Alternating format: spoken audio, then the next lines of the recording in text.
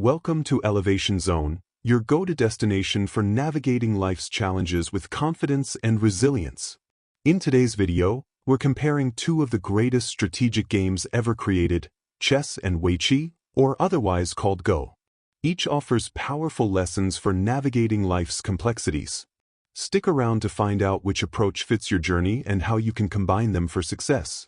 And along the way, we'll draw insights from Sun Tzu's The Art of War to enrich our understanding. Let's start with chess. Chess is a game of control.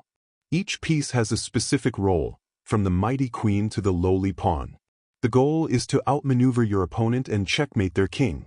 Chess teaches us to think tactically and was often viewed as a metaphor for warfare and governance.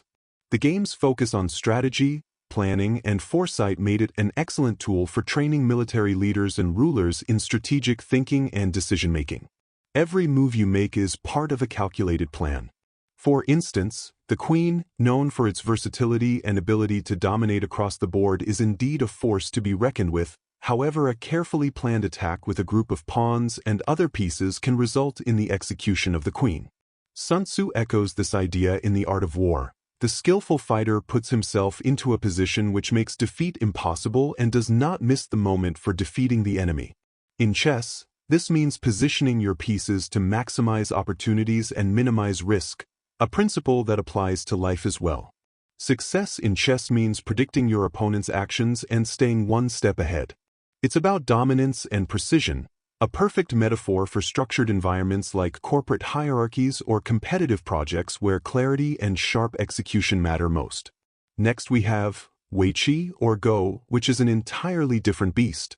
Instead of controlling specific pieces, the focus is on the balance of influence. Players place stones to claim territory, and every stone's placement has ripple effects on the entire board. This is a game of layers, where what seems insignificant now could become pivotal later.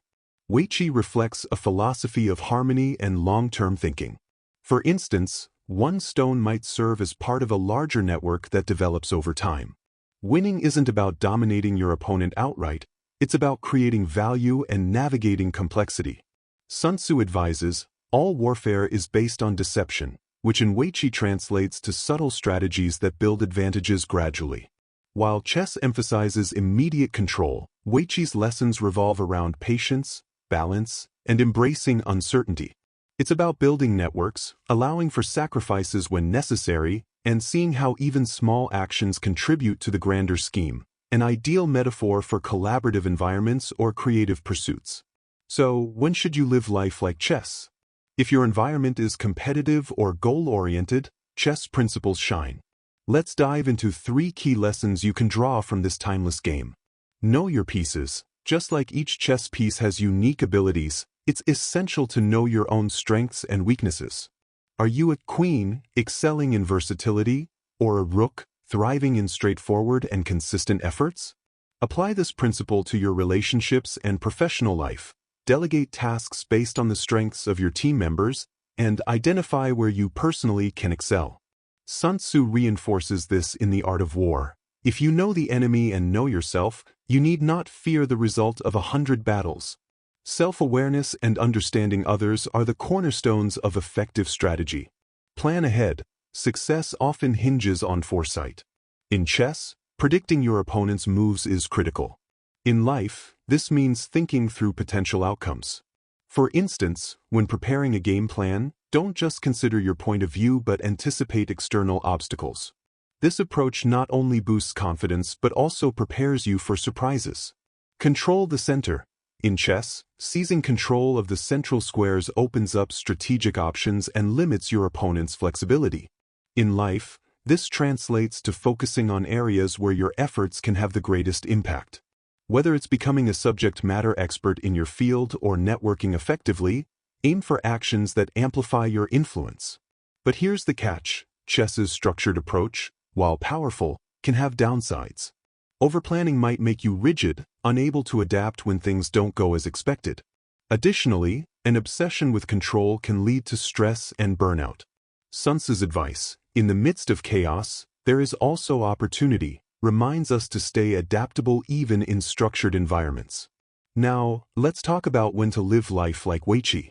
If you're navigating uncertainty or working collaboratively, Weiqi's principles can guide you. Here are 3 expanded lessons from the game. Think globally. In Go, the entire board matters, not just one area. Similarly, in life, it's vital to balance short-term priorities with long-term vision. For instance, imagine building a career. You're not just working for today's paycheck, but laying the groundwork for future opportunities, relationships, and personal growth. This mindset helps you prioritize actions that contribute to both immediate progress and long-term impact. Sun Tzu's teaching, ponder and deliberate before you make a move, aligns perfectly here. Weiqi's global perspective encourages thoughtful decision-making with an eye on the bigger picture. Be flexible. Stones in Go can shift roles as the game evolves. A defensive move today could become an offensive advantage tomorrow. In life, this adaptability allows you to navigate setbacks or changes with resilience. For example, think of a project at work. If your initial approach doesn't work, pivot to a new strategy without losing momentum. Accept sacrifices. In Weiqi, sacrificing a group of stones can secure broader advantages across the board. In life, this could mean prioritizing time for learning a skill at the expense of leisure, or letting go of a project that no longer aligns with your goals to free up energy for more promising endeavors. Sun Tzu reminds us, to win 100 victories in 100 battles is not the acme of skill. To subdue the enemy without fighting is the acme of skill. Sacrifices and subtlety often yield the greatest victories. Weiqi's open-ended nature fosters creativity, collaboration, and long-term planning. However, it comes with challenges. Without clear milestones, it's easy to feel lost or unsure about progress. The key lies in balancing the game's open nature with periodic evaluations of your trajectory to ensure alignment with your goals. So, how do you decide which game to play? Let's bring in some wisdom from one of history's greatest strategists, Sun Tzu, author of The Art of War. His principles bridge chess and Weiqi, emphasizing adaptability, foresight, and knowing your environment. Here's how his teachings can inform your choice. What are the stakes?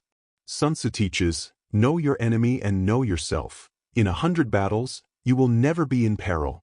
In chess, this means understanding the competition and using your resources strategically for direct confrontation. In Weiqi, it aligns with the idea of observing the whole board, adapting to uncertainty and choosing battles wisely.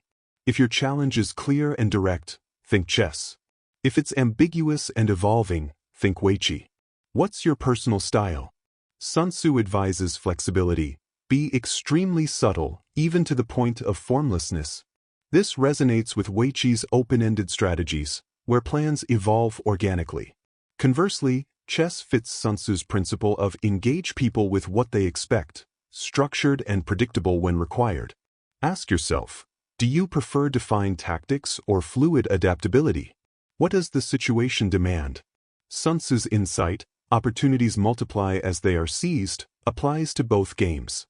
In chess, seizing opportunities is about leveraging immediate advantages. In Weiqi, it's about building a foundation for future gains. Real-life leaders often blend both, using chess tactics for high-stakes negotiations while relying on Weiqi's long-term vision for cultural or organizational growth.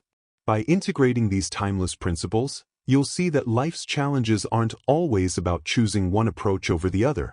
Instead, they're about mastering both and applying them when the moment calls for it. Life doesn't come with a single playbook, and that's the beauty of it. By understanding chess and Weiqi, you can master both tactical battles and long-term strategies. The key is knowing when to apply each. Sun Tzu reminds us, the supreme art of war is to subdue the enemy without fighting, and that wisdom applies to life, chess, and Weiqi alike. Thanks for watching. Stay tuned for next week where we cover more topics like this.